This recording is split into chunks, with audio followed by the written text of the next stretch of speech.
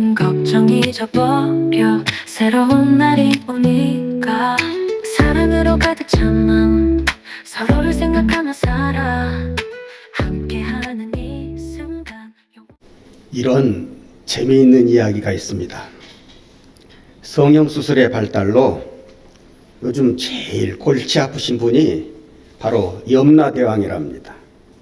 그도 그럴 것이 자기의 부하들인 저승사자들이 이 세상에 와서 이제 수명이 다한 사람들을 잡아오긴 하는데 뭐 요즘 워낙 많은 사람들이 자기의 얼굴을 고치지 않습니까? 그냥 놔두지를 않습니다.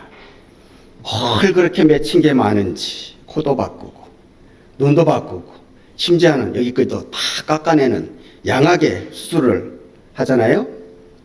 이것 때문에 가끔씩은 저승사자들이 굉장히 난참을 겪는다 이 말입니다. 이 사람이 수명이 다한 사람이다 이렇게 해서 탁 데리고 갔는데 막상 가서 자기들의 명부를 조사해 보니까 아유 세상에 삶이 더 남아있는 사람을 데리고 왔다 이 말이에요. 전혀 다른 사람을 데려왔더라 이 말입니다. 이렇게 엉뚱하게 잘못 붙잡혀 온 사람들 때문에 요즘에는 지옥이 북새통이랍니다. 하루는 한날에 세 사람이나 잘못 붙잡혀 와서 염라대왕이 친히 나와서 그들 앞에 얘기를 해야 했습니다. 그리고 이렇게 얘기를 합니다. 너희 세 사람은 아직 올 때가 안 됐는데 내 부하들인 저승사자들의 실수로 말미암아 너희들을 잘못 보고 데려왔으니 참 미안하게 됐다. 어쩌면 좋으냐? 화장도 끝나고 장례식도 끝나고 다시 돌아갈 몸이 없으니 다시 태어나는 수밖에 없겠다. 기왕지사 이렇게 된 거 너희들이 먼저 이해를 해주고 그 대신에 내가 너희들에게 한 가지씩 소원을 들어줄 테니 사람마다 나에게 말해보아라 그렇게 얘기를 했더랍니다. 첫 번째 사람이 말하기를 아휴 나는 가난이라고 하면 지긋지긋합니다. 그러니 다음번 삶에 있어서는 좀 부자로 살아갈 수 있도록 해주십시오. 뭐 그리 그게 어려운 것이겠느냐. 그래 다음번의 삶에는 내가 부자로 태어나게 해주겠다. 두 번째 사람은 보아하니 돈 있는 것도 별것 아닙디다. 세상에는 무엇보다도 정치적인 힘이 있어야 합니다. 그러니 나를 권세 있는 사람으로 만들어 주십시오. 염라대왕은 이것도 허락하였습니다. 드디어 세 번째 사람의 차례가 되었습니다. 이 사람은 말하기를 나는 본시에 저 앞에 있는 두 사람처럼 욕심이 없는 사람이라 돈도 권세도 다 싫으니 다만 물 좋고 공기 맑은 경치 좋은 곳에서 마음씨 곱고 예쁜 아내를 거느리고 많은 자식을 낳고 알콩달콩하며 무병장수하고 싶습니다. 나를 그런 곳으로 보내주십시오. 그러자 염라대왕이 말하기를 예끼 이 사람아 그런 좋은 곳이 있으면 내가 먼저 갔지 여기에 있겠느냐 그렇게 오히려 면박을 주더랍니다. 하나님이 사랑하시는 성도 여러분, 유토피아 이상향으로 대변되는 하나님의 나라 천국은 염라대왕의 말처럼 그 어디에도 존재하지 않는 것입니까? 사도 바울은 고린도 전서 15장 19절에서 만일 그리스도 안에서 우리가 바라는 것이 다만 이 생의 삶뿐이면 모든 사람 가운데서 우리가 가장 불쌍한 자가 될 터이다. 이렇게 말씀함으로 죽음 이후에 우리가 가게 될 하나님의 자녀가 들어가게 될 하나님의 나라가 분명히 있음을 밝혀주고 있습니다. 죽음이 끝이면 죽음이 삶의 끝이면 하나님도 필요가 없습니다. 하나님이 말씀하시는 모든 축복의 약속들이 거짓이 되기에 허구가 되기에 그렇습니다. 죽음이 우리의 생의 끝이면 삶의 끝이면 순교도 필요 없습니다. 자기의 목숨이 가장 귀한 가치로 여겨질 텐데 누가 순교의 필요성을 느끼겠습니까? 순결한 천하보다도 귀한 내 목숨보다 더 귀하고 가치 있는 것이 있다고 느껴질 때 나타나는 하나님께 드리는 가장 숭고한 우리의 드림, 우리의 희생이 되기에 그렇습니다. 순교가 빛이 나는 건 하나님이 통치하시는 영원한 나라가 존재하기에 그렇습니다. 사도 바울은 고린도후서 12장 1절로 4절에서 자기가 경험한 낙원의 세계를 이렇게 설명합니다. 내가 환상과 계시 중에 셋째 하늘인 낙원으로 이끌려가서 말로 표현할 수 없는 것들을 들었으니 사람이 가히 이르지 못할 말이로라. 이렇게 이 낙원의 존재를 이야기해 주고 있으면서도 그 자세한 설명을 계속해서 우리에게 하지는 않겠다고 했습니다. 그저 낙원이 있는 그 정도로만 알려주겠다고 했습니다. 왜냐하면 믿음에 연약한 우리들이 이 신비한 세계에만 매어달리고 살면 이 세상의 삶을 별것 아닌 것처럼 흐지부지로 살아갈 수 있을 염려에서 그렇게 말씀했던 것입니다. 사실이 그렇습니다. 사도 바울이 세웠던 그 에베소 교회의 일단의 사람들이 주님의 다시 오심이 곧 임박한 줄 알고 아무 일도 안 한다는 보고를 받고 사도 바울이 그렇게 얘기합니다. 기한과 때는 하나님께서 정한 것이니 너희는 그것에 신경 쓰지 말고 너희 하루하루의 삶에 그리스도인의 삶에 충성을 다하며 최선을 다하며 살아가라고 가르쳤습니다. 사도 바울이 초대교회에서 제일 경계했던 사람들 중에 하나가 바로 주님의 다시 오심으로 이루어지는 미래의 하나님의 나라만 보고 아무 일도 하지 않냐고 신비주의에만 매달려서 살아가는 사람들이었습니다.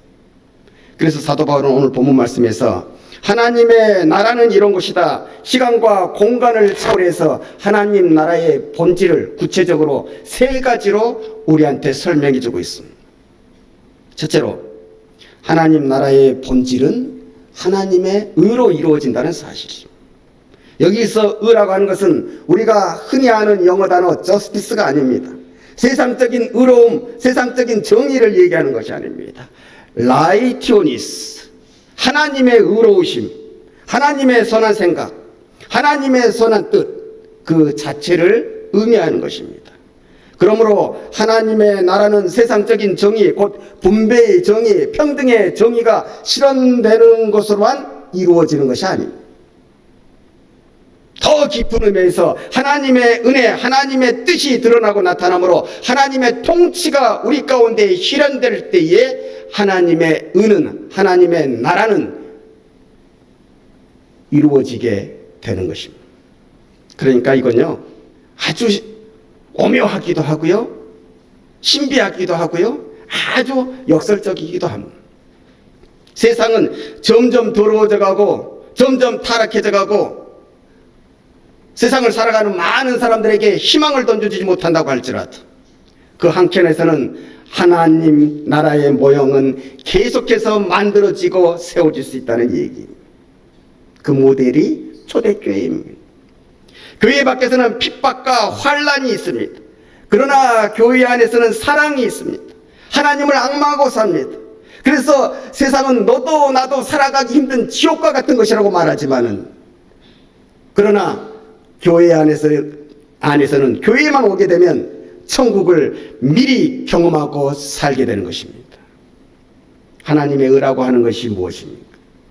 로마서 1장 17절에 복음에는 하나님의 의가 나타났다고 했는데, 이것은 독생자 예수님을 우리 구원을 위한 속죄양으로 보내주시는 하나님의 사랑입니다. 그러니까 내가 자격이 있던 자격이 없던 내 판단과 관계없이 우리는 나에게 이루어진 이 하나님의 사랑을 믿음으로 받아들이고 믿음으로 이 사랑을 나타내는 곳에 하나님의 나라가 또한 우리를 통하여서 이루어진다는 것입니다. 내 마음속에 이 하나님의 사랑이 싹두고 있으면 우리는 내 마음속에 하나님의 천국을 만들고 있는, 우리의 가정 속에 이 하나님의 사랑이 드러나고 있으면은 그것은 조그만 천국이 되는 것이, 우리의 교회 속에서 하나님의 사랑이 나타나고 있으면 그것은 좀 더 큰 모델의 천국, 하나님의 나라가 만들어지는 것입니다. 이 하나님의 나라의 확장을 위하여 우리는 신비주의로 도취될 수 있는 그러한 모든 모습들을 던져버리고 이 세상을 통해서 이 하나님께서 나에게 맡겨주신 하나님 나라의 확장을 위해서 열심으로 살아가야 하는 것입니다. 이렇게 살 때 부끄럽지 아니하는 구원이, 우리가 언젠가 만나 뵙게 될 그 하나님 앞에 그 하나님을 기쁘시게 하는 자로서 나아가게 되는 것입니다. 둘째로, 하나님 나라의 본질은 평강이라 했어요. 헬라어로는 에이레네라고 하고 히브리어로는 샬롬이라고 합니다. 그런데 이 샬롬이라고 하는 평화는 로마, 예수님이 사시던 또 사도 바울이 살던 로마 시대 사람들이 추구했던 평화, 로마 사람들이 유지하려고 했던 팍스라고 하는 평화의 개념과는 완전히 다르다는 사실입니다. 역사적인 용어로 로마에 의한 평화를 팍스 노마나라고 합니다. 이 로마의 평화라는 말은 엄청난 힘이나 권력 앞에서 모든 사람들이 그 힘과 권력이 무서워서 그 앞에 아무 말도 하지 못하고 입 한 번 뻥끗 하지 못하고 위에서 시키면 시키는 대로 무서워서 복종하며 나아가는 긴장 상태의 평화를 의미하는 것입니다. 로마 사람들은 불행히도 평화라고 하는 것을 이런 식으로 이해를 했고 이런 힘에 의한 평화를 추구했습니다. 그래서 로마인들은요, 이웃과의 분쟁이 생기면 양보라는 게 없어요. 자기를 낮추는 게 없어요. 어떻게 해서든지 그들을 이겨야 했고 점령해야 했고 정복해야 했고 심지어는 그들을 이 세상에서 완전히 없애려고 했던 것입니다. 이렇게 해서 만들어진 평화는 아무리 평화스럽게 보여진다고 할지라도 주님이 이 세상에 당신의 자녀들을 위해서 만드는 참 평화는 아닌 것입니다. 반대로 샬롬이라고 하는 것은 내가 누구를 이기는 게, 내가 누구를 짓눌러서 쟁취하는 평화가 아니라 진정으로 사랑하기에, 배려하기에, 용서하고 심지어는 나 자신을 희생함으로 생겨나게 하는 평화입니다. 예수께서 지신 골고다 언덕의 십자는 바로 이 샬롬의 평화를 나타내고 있습니다. 가지신 능력이야 하나님이시기에, 하나님의 아들이시기에 자신을 십자가에 못 박고 조롱하는 자를 일거에 다 쓸어버릴 수 있었습니다만 그런 원수들까지도 사랑하셨기에, 그런 원수들까지도 구원받기를 원하셨기에 그 극심한 십자가의 고통 가운데 속에서도 하나님께 이렇게 기도를 드리지 않았습니까? 하나님, 저들이 모르고 저런 말과 저런 행동을 하는 것이오니 하나님, 저들도 용서하여 주옵소서. 힘에 의한 평화가 아니라 사랑에 의한 평화, 그것이 하나님 나라, 하나님 나라의 본질이 되는 것입니다. 셋째로, 하나님 나라의 본질은 희락입니다. 희락은 가장 쉽게 말씀드리면 기쁨이라고 하는, 즐거움이라고 하는 말입니다. 다만 다른 어떤 것으로도 대체할 수 없는 절대적인 희열입니다.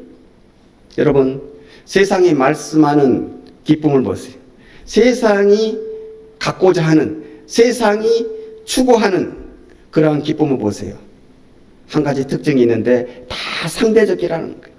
절대적인 것은, 절대적인 기쁨은 세상에 존재하지 않습니다. 이 사람에게는 기쁨이 되는데 저 사람에게 전혀 기쁨이 되지 않아요. 돈이라고 하는 것을 보십시오. 돈이 없는 사람에게는 많은 돈을 가지는 것이 큰 기쁨이 되겠지만은 돈이 많은 사람에게는 오히려 처치곤란한, 보유곤란한, 자기를 힘들게 하는 종이쪼가리에 불과한 것입니다. 건강이라고 하는 것도 마찬가지. 약하고 병든 사람에게는 건강은 더할 나위 없이 나를 기쁘게 하는 기쁨의 조건이 되지만은 건강하다고 할지라도 할 일 없는 사람에게는 건강이란 자신을 따분하게 하고 무료하게 만드는 쓸데없는 힘의 낭비에 불과한 것입니다. 가만 보면 세상이 추구하는 기쁨의 조건이란 다 상대적입니다. 살아가는데 어느 정도 필요할 뿐, 절대적으로 궁극적으로 기뻐할 수 있는 그 기쁨을 우리에게는 던져주지 못하더라는 말씀입니다. 그러나 하나님이 주시는 기쁨은 그렇지 않습니다. 절대적입니다. 시간이 지나도 퇴색하지 않습니다. 시간이 지난다고 해서 그 기쁨의 감격이 사라지지 않습니다. 환경과 조건에 따라서 또한 사람에 따라서 달라지는 것도 아닙니다.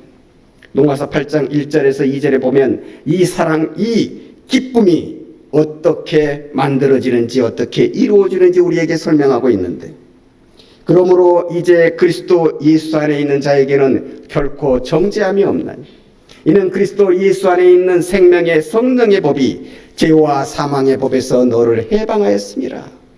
세상이 주는 기쁨의 조건은 죄와 사망의 법 안에서, 다시 말하면 죽음 앞에서 다 무너지게 되어 있는데, 하나님이 주시는 기쁨의 조건은 오히려 죄와 사망의 법을 무너뜨리기에, 죽음을 극복해내기에 우리에게 영원한 기쁨을 주신다는 사실입니다. 그래서 고린도 전서 15장 55절은 이렇게 증가합니다. 사망아, 너의 승리가 어디 있느냐? 사망아, 내가 쏘는 것이 어디 있느냐? 사망이 쏘는 것은 죄요, 죄의 권능은 율법이라. 우리 주 예수 그리스도로 말미암아 우리에게 승리를 주시는 하나님께 감사하노니, 그러므로 내 사랑하는 형제들아, 견실하며 흔들리지 말고 항상 주의 일에 더욱더 힘쓰는 자들이더라. 이는 너희의 수고가 주 안에서 헛되지 않은 줄 알미라. 항상 주의 일에 더욱 힘쓰는 자들이라. 주의 일에 힘쓰는 자, 주의 일이라고 하는 게 무엇입니까? 우리 주님께서 이 땅에 오셔서 제일 먼저 하신 일성, 첫 번째 말씀이 무엇인지 아세요? 회개하라, 하나님의 나라가 가까이 왔느니라. 하나님 나라의 확장을 말씀하셨습니다. 거기에 너희들이 일꾼이 되라, 참여하는 자가 되라, 방관자가 되지 말라. 하나님 나라의 확장을 나와 함께 이루어가자, 그렇게 말씀하여 주셨던 것입니다.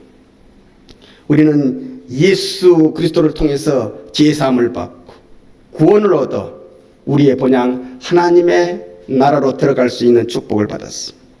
여기에서 오는 기쁨이 이 세상에 그 무엇으로도, 고난으로도 핍박으로도 환난으로도 꺾어낼 수 없는 참된 기쁨, 영원한 기쁨을 우리에게 가져다 주는 것입니다. 여러분도 잘 아시는 교향악의 아버지, 교향곡의 아버지 하이든이라고 하는 유명한 작곡가가 있습니다. 어느 날 그의 친구가 찾아와서 그에게 이렇게 묻는 게, 여보게 하이든, 자네가 만들어내는 교회 음악은 다 좋네. 근데 내한테는 한 가지 불만이 있어.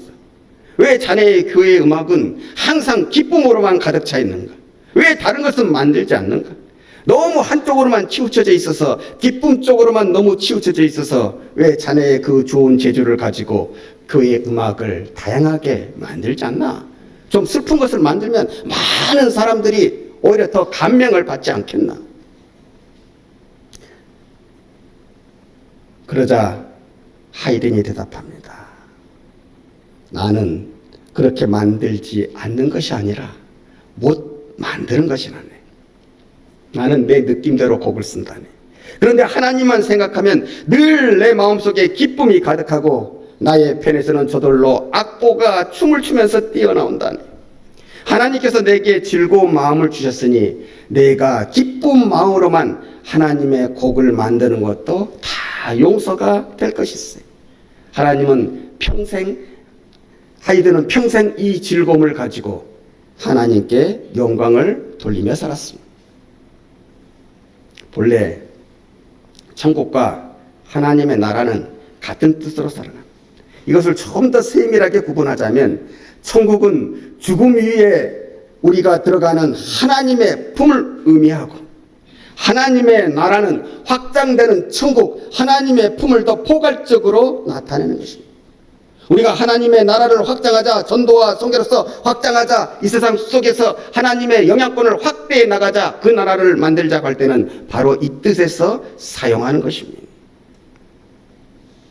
이 주의 일을 위해 우리가 부름받은 소명, 받은 사명을 위하여서 내가 은혜 가운데, 기쁨 가운데에 최선을 다하며 살아가게 될 때에 성령 안에서 누리는 하나님의 나라의 본질인 의의 평강과 의와 평강과 희락의 체험도 이 땅을 살아가는 우리들을 통해서도 하나님은 누리게 하실 것입니다. 이 은혜자의 반열에 올라서 살아가는 여러분의 삶이 평안하고 그 하나님 안에서 평안해지는 그 삶을 통하여서 주위의 모든 사람들을 또한 하나님의 은혜로 사랑으로 감동시켜 나가는 감화시켜 나가는 그 존귀한 성도의 자리에 우리 사랑하는 한송교회 모든 믿음의 식구들이 다 들어가고 올라가시고 쓰임 받으시기를 주님의 이름으로 간절히 축원합니다.